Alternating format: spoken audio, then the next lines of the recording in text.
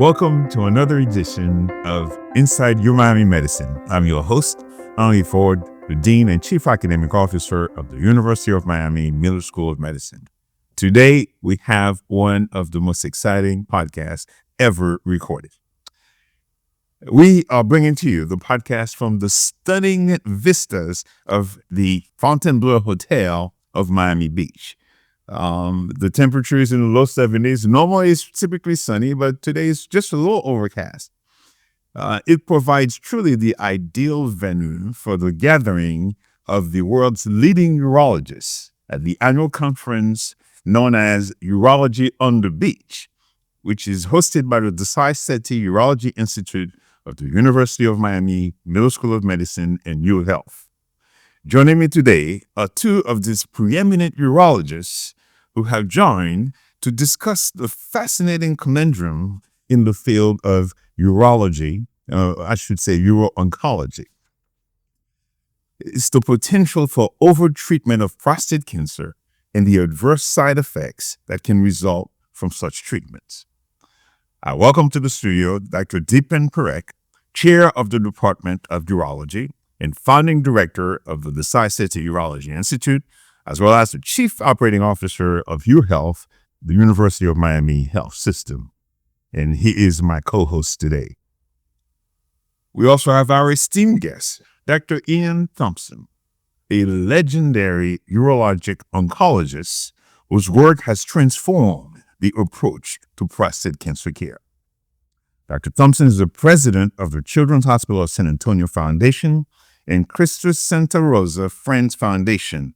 He's also professor emeritus at the University of Texas Health Science Center in San Antonio.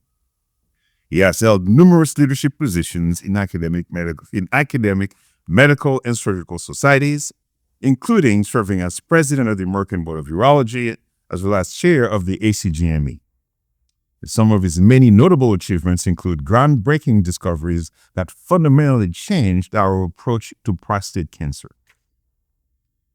He's also led the prostate cancer prevention trial, the most extensive prostate cancer prevention study ever completed. He's a retired U.S. Army colonel who served during Operation Desert Storm in Saudi Arabia and Iraq. Welcome, Drs. Parekh and Dr. Thompson. Nice to be here. Before we really delve into the conundrum that we are going to attack, so let's set the stage. I would love to hear from you about prostate cancer in general. Let's talk about its prevalence, its lethality, and so forth, the diagnosis. And so gentlemen, let's set the stage for the audience. It's typical. I'm always defer to depend who defers back. Well, it's the conundrum of prostate cancer is what patients oftentimes tell Dipen and me in the clinic. They say, "Doc, it's everybody's going to get it, and very few people die from it." And that's actually true. I was reviewing some autopsy studies from the 1940s and so forth. The commonly published data is that 40 to 50% of people will have it, and about 2% of people die from it, unless African Americans, who are almost double that rate. But if it turns out if you step section the prostate, and which is very expensive, so almost no one does that. For example, after radical prostatectomies, the rates approach 100%, men in their 80s, and with the average survival in the United States reaching 80. It's suffice it to say that it's ubiquitous, and yet most folks don't die from it. But when we see people who die from it, it breaks our heart.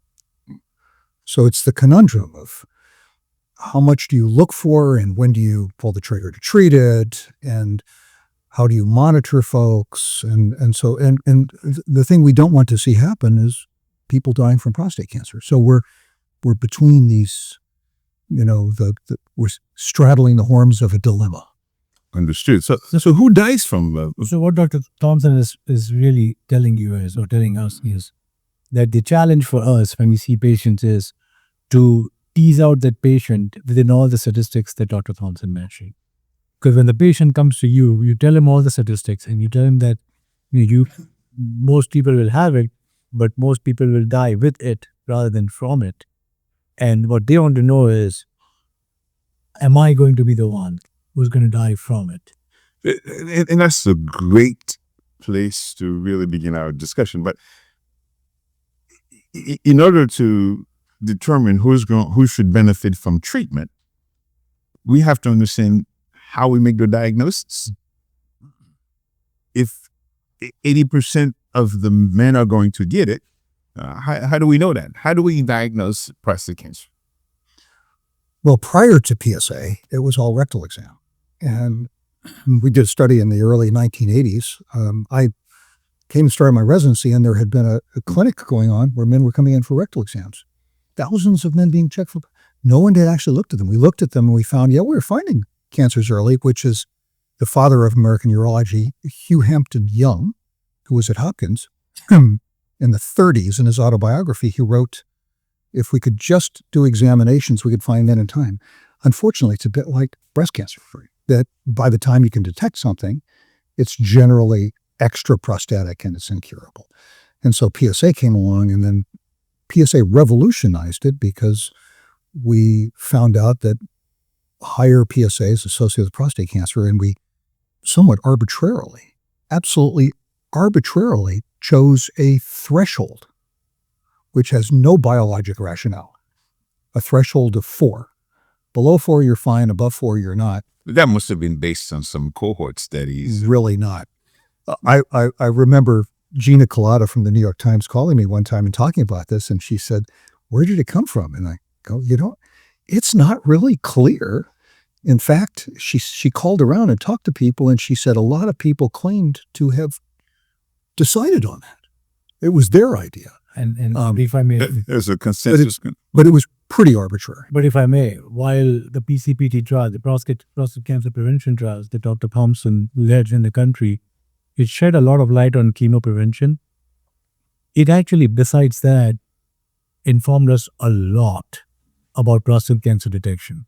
And his study... Can you, for the uninitiated, talk about chemo-prevention? What do you mean by that? I'm going to let him say that because he's the father of that. But I just want to make one point regarding the diagnosis that the PCPT trial showed us. Just talking about your random arbitrary cutoff of 4. Prostate cancer prevention. PSA, right. With the PSA cutoff of 4. So if your PSA is above 4, you need a biopsy. If it is below 4, you're quote-unquote normal. That was all random and arbitrary. But his study, the PCPT trial, showed us that 15% of patients with PSA less than 4 have prostate cancer. And of those 15%, another 15%, but those 15% of those 15% actually have a high-grade prostate cancer, Gleason's 8, 9, 10, that could be lethal. And the challenge with that is that in that study, what we did was at the end of the trial, all the men had a biopsy regardless. It was a huge undertaking. But the biopsies of those days were 6 random biopsy cores. Today, in Dipen's practice and my practice, it's oftentimes MRI guided, and we do a dozen systematic biopsies, and then we do as many 6 to 8 additional targeted biopsies. So those data are the lower estimate, very conservative estimate of how much you can find. So the short answer to your question is, how do you find prostate cancer? Do a PSA, and you can either use an absolute value of PSA to prompt a biopsy, or actually what you do is first these days is an MRI, or you can put it into a risk assessment tool. And there's multiple risks. We happen to like ours, which was based on, there's no ascertainment bias, because all the other ones are based on who actually had a biopsy. In the prevention trial, everyone had a biopsy. So, but things like age, race, ethnicity, family history, rectal examination findings, and PSA all play a role in that. And then you could put it in, and you can tell the patient, this is your risk of having cancer, this is your risk of high-grade cancer, this is your risk of low-grade cancer, and then have a conversation with the patient. But what takes your breath away is that even at low levels of PSA, pretty high risk. And Andre, to your question, today in the United States, the most common way of being diagnosed with prostate cancer is through screening for prostate cancer. But that's the PSA. Correct. That's PSA and DRE. Most people just simply rely on the PSA. And what Dr. Thompson mentioned is you can actually make your screening process better by incorporating other risk factors, like he mentioned, age, ethnicity, history of previous negative biopsy, those factors. But more importantly, screening itself is a controversial topic.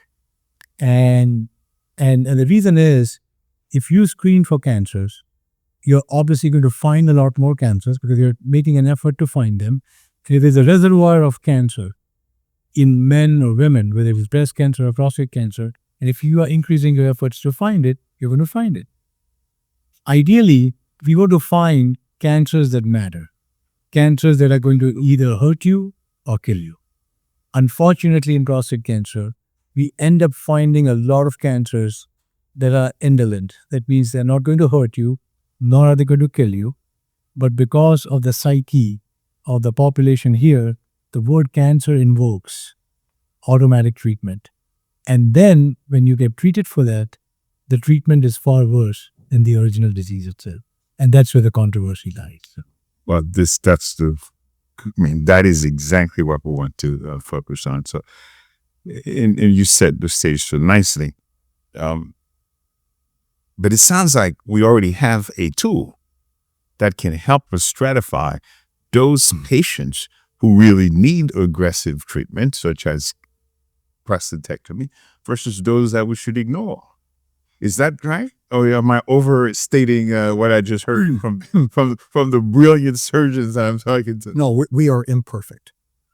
We have a variety of variables or observations that we can make regarding the cancer in the patient and so forth about the risk, but we're imperfect. And having treated prostate cancer for close to half a century, it constantly surprises me.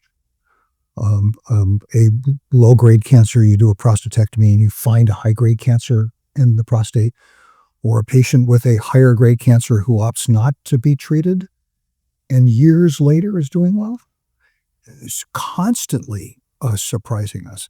And it's why, that the thing that Dipen pointed out was what we're looking for is the cancer that poses the patient a risk, but also the critical requirement of screening, effectiveness of screening, is that cancer has to be curable. Because if it's an aggressive cancer that our treatment, it's necessary, but as Whitmore said, it would not be successfully cured have we really helped the patient. So it's a very narrow window. And we're pretty good, but we are imperfect. And it really comes down to, it's why those 2 randomized trials of screening were conducted back in the 1990s, and how they still inform whether or not we really don't know, the impact. But to your point, Henri, in terms of decoupling diagnosis and treatment. So yes, we are doing much better than we used to 20 years back. When I was in training, I would say 80% or 90% of all the prostatectomies that we did were Gleason 3+3, low risk prostate cancer. And they are the ones who either went for radiation or for surgery. But we did realize through some very elegant studies on active surveillance that most, if not all, low-risk prostate cancer doesn't need to be treated, that we can safely watch it. And when we are watching it, we are not abandoning the patient.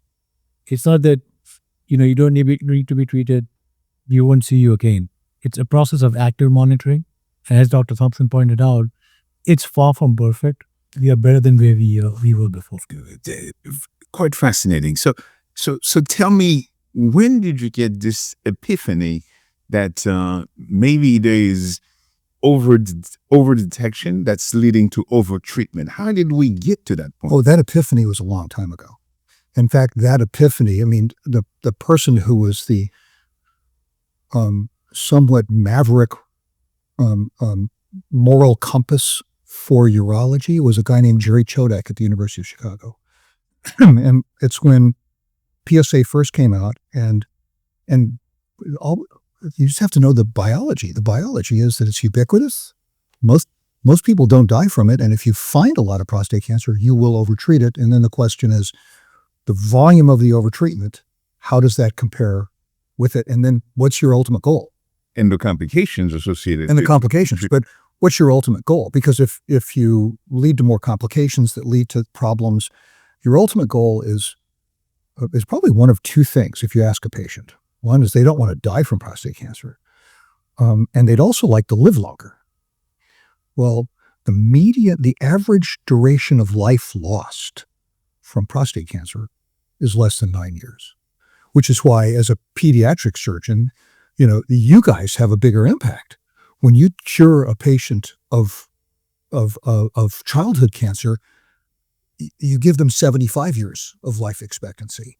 So already we're working. That's why I became a pediatric surgeon. Right, and that number is actually going down because of the new drugs that are available and new targets that are available for advanced prostate cancer. Right. Because we have to get back to that chemo-prevention at some point. Yeah, of course. But what Jerry said is that it's looking in the face. And so Jerry went to the NCI and said, you have to do a randomized trial, And that randomized trial got larger and larger. They added lung and they added colon, and lung was a chest x-ray and colon was a flexible sigmoidoscopy. And then Gene Wilder and others went and petitioned Congress and said, you're leaving women off ovarian cancer. So they added CA-125, and that's the PLCO trial. And then concurrently in Europe, multiple countries ran randomized trials, and they came to different conclusions. The U.S. trial, which was conducted in the United States while PSA was already going on. So if you were in a center in the United States that had been and you were a patient who was randomized to screening with PSA versus none, as you drove into the center, there was a billboard with an NFL football player saying, do you know your PSA? So if you were randomized to the non-screening arm, you looked up and said, I'm not getting it. So I'm going to get on the way to my visit, I'm going to get a PSA. So it's not surprising that the U.S. trial but they did find more cancers in the screening arm, but mortality was unaffected. In fact, there was greater mortality in the screening group, prostate cancer mortality. European trial, there was a small difference. But the European trial had all sorts of other issues. I mean, there were cutoffs in some countries of a PSA of 10, other countries 2.5, and it was a hodgepodge. But bottom line is you had to screen a lot of people and treat a lot of people to help one guy. And that's just for cancer, prostate cancer specific mortality. None of them showed any impact on overall survival. So that's where when all this comes together, well, how did we get here? And what people latched onto was the European trial with the mortality reduction, and said, we're going to do it. And we'll tell men about the risks and benefits, but we think that as a whole, and then external groups looked at it, U.S. Preventive Services Task Force, which is right now, it's appropriate we're having this conversation because there's lots of things going on with the U.S. Preventive Services Task Force, like were they impaneled correctly, because their recommendations are used by Affordable Care Act to determine whether or not the screening will be paid for. And a lot of primary care physicians. In primary care. But they went from giving it a C score to giving it a D and not recommending it, back to a C, and then they're looking at it again right now. So I'm assuming that your seminal study looking at complications associated with... I mailed it to them. Mm-hmm. I emailed it to them, and I said, you should, just include this in your conversation. And yeah, but for the audience, we share some of those findings. There was a lot of complications associated with. I mean, it's so as predicted. It's not surprising in our practices that we know that erections are a problem after it, because when the body was put together, the erectile nerves are on the surface of the prostate, and then urinary changes are possible. And then with radiation, the thing that really, what really surprised me the most, and what we did was in PCPT and SELECT, we had Social Security numbers in the majority of the participants. So these are healthy men who were in prevention trials, and then the men who were diagnosed with prostate cancer, about 1,000 surgeries and 1,000 radiation, and then we had 20 some odd thousand people that we followed concurrently, because as men get older, our erections don't get better. It's just kind of so if you're going to look at risk of erection problems after treatment, how much is due to the treatment, how much is due to aging? So we had a concurrent aging group of men who all entered the study together.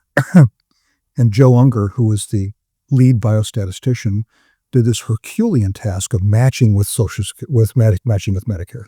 And so we could track diagnoses and complications. But what took my breath away was the rate of bladder cancer after radiation. And cystectomy. And so threefold increased risk of bladder cancer and more than threefold increased risk of bladder cancer with cystectomy, which is what you would expect. Because if it's a radiation-induced bladder cancer, it's probably high grade, it's probably muscle invasive, and so forth. Dr. Thompson's message here on REIS is very profound. And that's why the way he thinks about the disease is really, in many ways, a unicorn approach. It's very unique because most narratives in the field of prostate cancer are broken down into screening or early detection, and then treatment and modalities of treatment, and then advanced prostate cancer, and then complications and death. And generally when people talk, they are focused either on screening or detection, or they are focused on treatment, or they are focused on advanced prostate cancer and the sequelae. What Dr. Thompson has done is he's connected all these dots by showing that most people just focus on the treatment and the side effects of the treatment. What he's saying is, take it one step back. This thought process should inform us, or the findings of this study should inform us, even when we are making the decision to screen or not to screen someone. Because when you're screening someone or not screening someone, you're not just thinking about the diagnosis of prostate cancer. We ought to think about the future next steps in terms of treatment, in terms of the complications of treatment, and the ultimate outcome in that patient. So no one has looked at prostate cancer from that holistic approach and tailoring it to an individual patient. So ultimately, that's what it's all about. You look at the family history, you look at the symptoms, you look at the comorbid conditions, you look at the longevity or the life expectancy. And if you can think about all these factors, even before you make the decision to screen someone or not, it really then has a lasting effect on all the sequelae. Gentlemen, you two of the brightest minds in the field. I'm representing all of these concerned men out there who say, where do I stand? Should I get screened or should I not get screened? So there's a 2-word answer to that. It's complicated. I thought that's what you were going to say. And the sad thing about it is that we as a society, medical organization, we said it's too complicated. We're just going to check the box, order the test. And why? Well, think about it. Somebody goes to see a primary care physician. I have a great primary care. She does, half an hour, 45 minutes, even though I hope I don't need that. What's the average story? What's the average in the templates for primary care? I don't know, 20 minutes? 15 minutes. 15 minutes. So 15 minutes. And what are they talking about? Cholesterol, Diabetes, alcohol, weight, all those things. And PSA. So think about it. Yeah. People say it's not doable. And because it's not doable, we're just not going to do it. And what my point is, we make these same kind of decisions when you're going to buy a dryer or a washing machine or a new car. I would like to think that a person's health, quality of life, longevity is a lot more important than their car.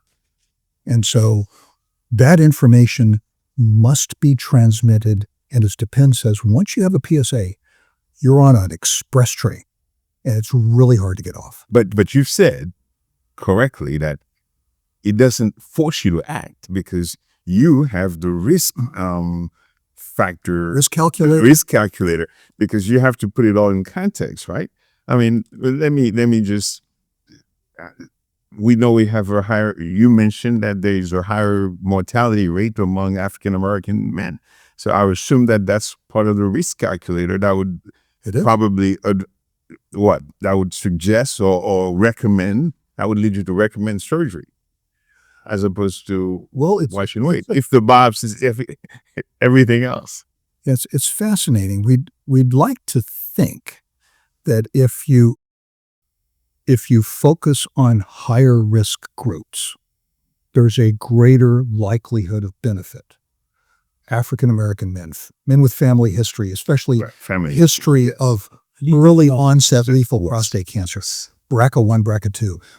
Those, and there's some other mutations that increase risk, but we don't know because again, what are you trying to do? Either improve survival, improve quality of life. Right. No impact on survival, quality of life, probably not. Prostate cancer specific mortality, reducing the risk of dying. Problem is in those higher risk groups, their risk of death is higher. Are you a greater likelihood? And so what are you going to do in African Americans? You lower the PSA value in BRCA1s, you'll lower the PSA level. You're collecting more of the lower grade cancers. And even though we do active surveillance in these low grade cancers, in our past trial, which we've been following several thousand men over time on active surveillance, half of the men have ultimately been treated. So once you get treated, you then collect all the complications. So the short story is, we don't know if higher risk people benefit more. And Otis Brawley, who's a good friend, colleague from he was the chief medical officer at the American Cancer Society and now at Hopkins.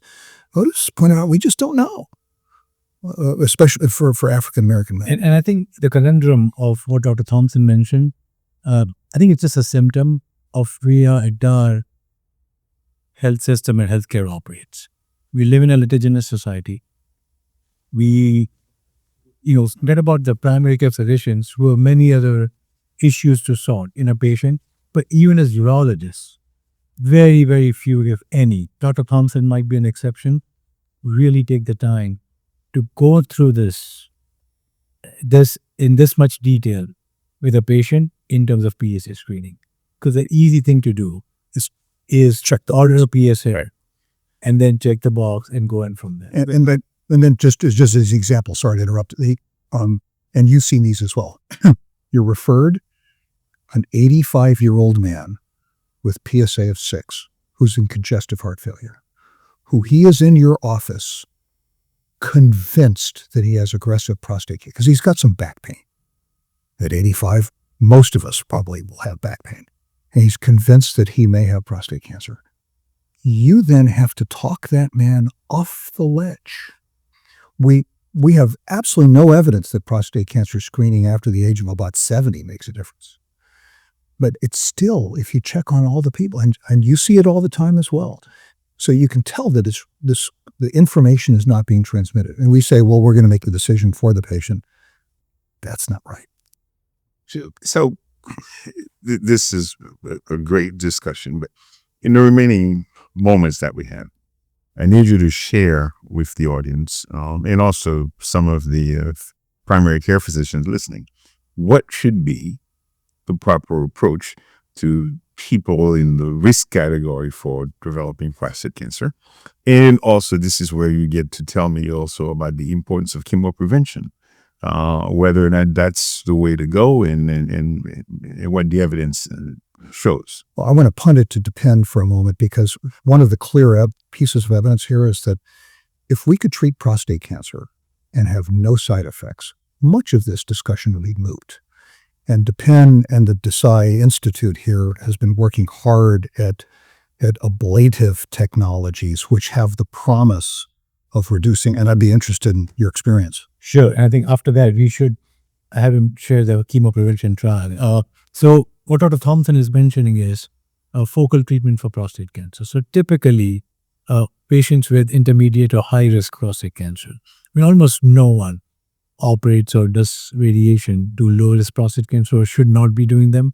Active surveillance should be the choice. But as he pointed out, 50% of those who are on active surveillance between years 5 to 10 end up getting treated for several reasons. Now, typically the treatment for prostate cancer is impacting the entire gland, which is either removing the entire prostate or radiating the entire prostate. And that is the origin of most of the side effects.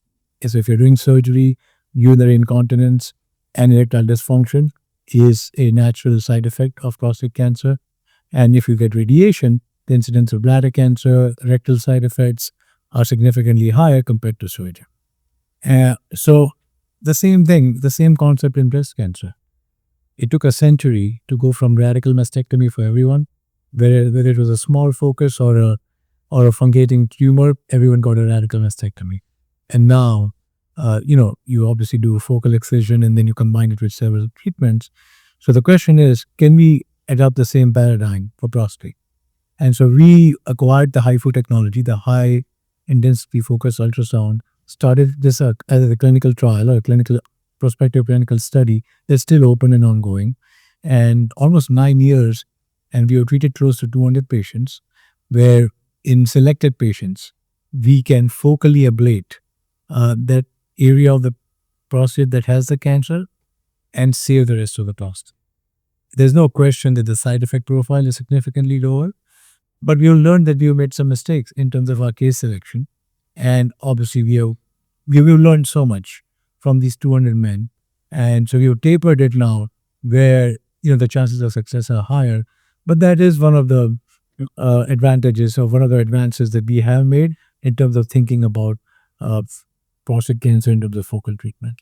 That will minimize residual complications. Correct. And you're not burning any bridges that should it fail in the future, You can still do radiation and surgery. if one or two cells had escaped beyond your focal treatment group, and so okay, so how do we prevent it? Does chemo-prevention? Well, chemo-prevention clearly works. Okay, what is that?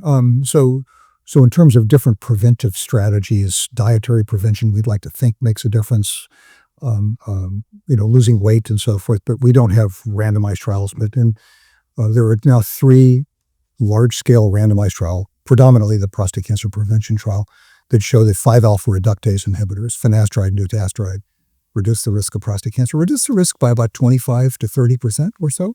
And it works remarkably well. It does not improve survival. We have a New England Journal paper, no difference in survival. But the interesting thing it does is it actually enhances the detection of high-grade cancer, makes the prostate smaller. So when you biopsy, higher likelihood you find it, makes PSA more predictive. So it's a good thing. It's a good thing. Interestingly, we did not go to the FDA with this. FDA asked us to come with because GSK went with dutasteride to the FDA, and the FDA did not allow inclusion of the prevention indication on it. But couldn't people argue that you got more advanced cancer because you were under treatment? Well, we now know association is not causality. We know pretty much for sure that there is no increased risk of high-grade prostate cancer. Well, you're right. At the time, it was an issue. Yeah. But because it was generic, at the time we finished the trial, it was generic. Nobody wants to go to the FDA and actually argue the point. But it still can be used. So a man with, for example, BPH, who benefits from finasteride, putting him on finasteride lowers his risk of prostate cancer. Even more important than that, the REDEEM trial showed that men who are on active surveillance, so the low-grade prostate cancers, if you go on that, there's a 35% reduction in the risk of progression and getting treatment. So there's a lot of niches where it can be used, and urologists are smart. They're smart folks. They're using it all the time for BPH and. Good. So this is kind of the bonus for our audience. Doc, my PSA was high. I got a biopsy, and he came back positive. What advice do you give this patient? How does that patient make a decision as to what to do? Right. So I would tell him that, obviously you look at the age, you look at how healthy or unhealthy that person is. So comorbid conditions, the family history. But the most important factor would be the grade of the cancer.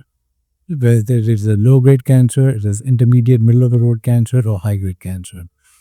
Almost always, I would say always, if it's a low-grade cancer, depending upon the age and the risk awareness of the patient and the comorbid conditions, we put these men on active surveillance. The high-risk cancers typically lead to treatment unless someone's life expectancy is so low where you have to make a balance of a risk and benefit on the treatment versus the side effects. And the middle-of-the-road prostate cancers, many of them are amenable to some of the focal treatments that we are talking about. Some of them, Gleason 3+4, could be on active surveillance. It's a little bit of a gray area and controversy. But again, it's not just that one thing that determines, it's the overall picture in terms of the age and the comorbid conditions, what's important to the patient. All those factors play a very important role. And urinary symptoms, such that if the person has a lot of obstructive urinary symptoms, the radiation can make that worse and the surgery can make it better. If they are, we know that radiation by itself versus surgery probably has a lower risk of erectile dysfunction. So the person says, I want to treat it, but erections are really important for me. They may want to go to radiation. Although nowadays, if you're getting radiation, it ought to be for a higher grade tumor because you're not going to radiate lower grade tumors. And when you radiate higher grade tumors, randomized trials show you need to put androgen deprivation therapy with it. So it's probably a wash. But urinary symptoms play a big role as well. But and the other thing I would like to mention is, and again, this could be completely biased coming from an academic health system, but 1 out of every 3 patients that I see with a diagnosis of prostate cancer outside, their pathology grade changes once it's read by a dedicated GU pathologist. It is astounding the misclassification that ends up happening overall. So there's Still a lot of education that needs to happen in terms of accuracy of prostate cancer histology. So the second opinion in a major academic health system, certainly one with the cancer centers, is a good thing. I think it really changes treatment. Well, I think, gentlemen, this enlightening discussion has already established the fact that not too many people really need a biopsy. And this is what's been most delightful and enriching for me, and I'm sure the rest of the audience that's going to get a chance to hear it. You have demystified the concept of prostate cancer and made it less scary, and so that people can actually coexist with it. And the lethality is not that great for that matter. So the treatment has to be tailored to the severity of the disease. This has been a fantastic and fascinating discussion. I think this is probably one of the rare podcasts from Miami Medicine where practical suggestions and recommendations have been made to the audience that they're going to find to be quite valuable and help them be at peace. So thank you so much for breaking it down the way you have. And I will allow you to offer some parting thoughts, some closing thoughts to the audience. Yeah. Come to Miami. It's a beautiful place. Well, thank you, Dr. Parekh. The only parting thought I have is that I think, to Dr. Thompson's point, we pay far more attention on hedonic and material decisions that we make, and we pay far little attention to our health. And I think getting that second opinion, when in doubt, is really worth its weight in gold or Bitcoin or dollar or whatever you want to call it. And so seek that. Yeah. Agreed. And certainly the Desai Sethi Urology Institute at the middle school. We welcome you. Fantastic. Well, gentlemen, thank you so very much. I have thoroughly enjoyed talking to you. I could go on and on, but I know that you have to start the Urology on the Beach sessions, and it's a great way for us to kick off this fantastic meeting. And it's a privilege for me to get to sit between two legends in urology, the legendary Ian Thompson. Surgery. Thank you so very much. So good. And the incomparable Dr. Parekh. Thank you. Thank you. so much. Thank you. And this has been another episode of Inside Urinary Medicine, featuring two stars in urologic oncology, Dr. Parekh and the legendary Dr. Thompson. Join us next time for another podcast.